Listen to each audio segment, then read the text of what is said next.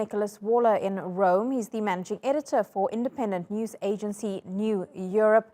Thank you so much for joining us on this news hour.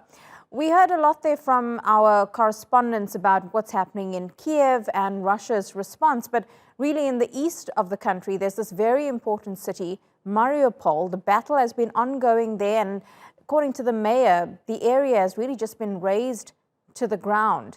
This is also a strategically and militarily important city. What happens if Russia takes it? Well, I would agree with you. It's a militarily and strategic important city. It's also an economic hub as well.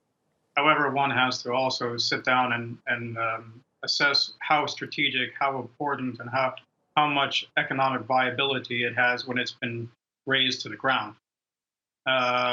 Most likely, and I think the Russian military is learning a lesson that they should have remembered in their street-to-street battles in Grozny 25 years ago, that when you take a city that is completely pummeled and turned to dust, it's not much of a victory.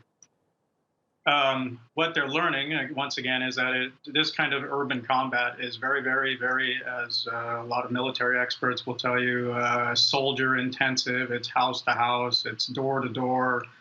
It takes a very long time, and it's really quite bloody.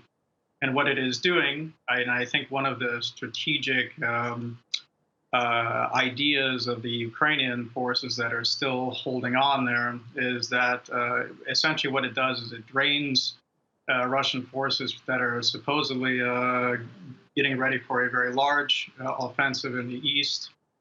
They're still having to concentrate some of their most important troops to trying to capture Mariupol, which now will be more of a symbolic victory for Moscow rather than a strategic one.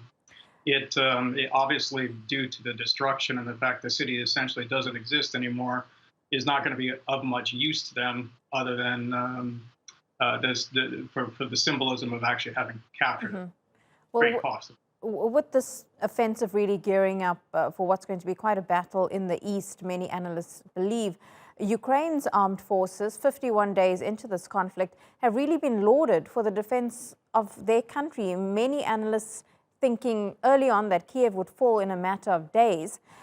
Do you think Ukraine's armed forces can keep it up? It depends on supply. In terms of spirit and their ability to mobilize their population for the defense of their own territory, because one thing that everybody has to remember in the narrative of this war is that Ukraine is fighting in Ukraine, defending Ukraine, in which Ukrainians are being killed in their own homes. That's a very different motivation than somebody who's a conscript from the far east of Russia or a contract soldier from Dagestan or Chechnya. Yes, you may have a lot of military hardware. Yes, you may have numerical superiority, but we've seen time and again in history that generally the side that has, if you want to call it the home field advantage, usually has the edge over the other one because they have knowledge of the terrain, and they also have time on their hands. The head of the CIA has come out and said that he believes Russia could use nuclear weapons in this conflict. Do you think Putin is at that point yet? Do you think he's desperate enough to do it? Well, I'm not really one that likes to try and get into the heads of leaders of countries, and I think a lot of some of these warnings that are almost apocalyptic in their nature can be defined as a little bit of political hyperbole, but.